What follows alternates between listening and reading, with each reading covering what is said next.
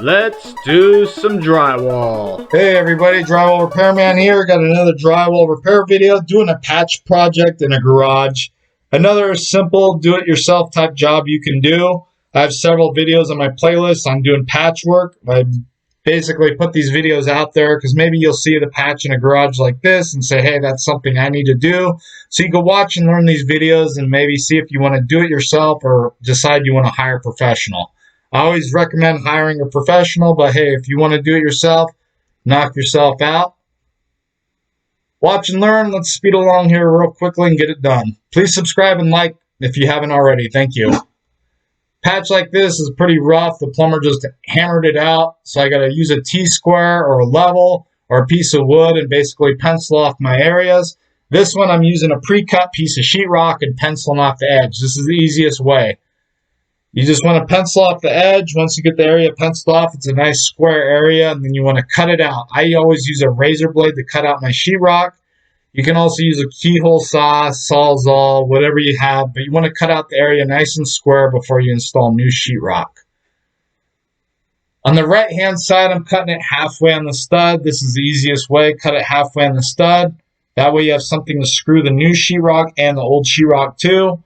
On the left-hand side, I don't want to go to the next stud because it'll create a patch that's twice as big as it is now. So on the left-hand side, I'm going to be adding backing. You can use any type of backing. 1x2s, 1x1s, 1x4s, 2x4s, wood sheeting, whatever you have. Just add plenty of backing, and inside the backing, you want to add plenty of screws. That way the backing piece doesn't break off as you're installing the new sheetrock. Add plenty of screws. Also add plenty of screws on your outside edge on your old sheetrock, on the outside studs to tighten up the old sheetrock. This is a must-do. Add plenty of screws. I always recommend every 2 to 4 inches. Plenty of screws in the patch, base area, everywhere. Just add plenty of screws. Make sure all the screws are countersunk, not sticking up. You don't want a bunch of screw heads sticking up whenever you do mud work. That's a no-no because it'll mess up your mud work. Once you get the patch installed, you always want to follow through with a 6-inch knife and scrape your patch seams that you're going to fiberglass tape. Always scrape areas before you do tape that gets any loose boogers out of there, debris, any high spots, anything scraped off. It helps your fiberglass bond better if you get all the loose stuff out of there. So anytime I do any fiberglass patch jobs, I always follow it through with a 6-inch knife before I do any fiberglass. Fiberglass, I always use fiberglass mesh tapes on any drywall repairs. There is paper tape out there, but stay away from paper tapes unless you know what you're doing. If you've just done a few drywall projects before, then definitely use only a fiberglass mesh tape.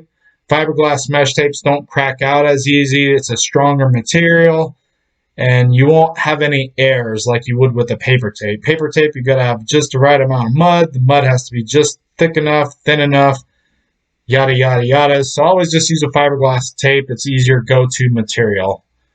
Once you get the areas all fiberglass mesh tape, then you're going to be ready for a first coat process.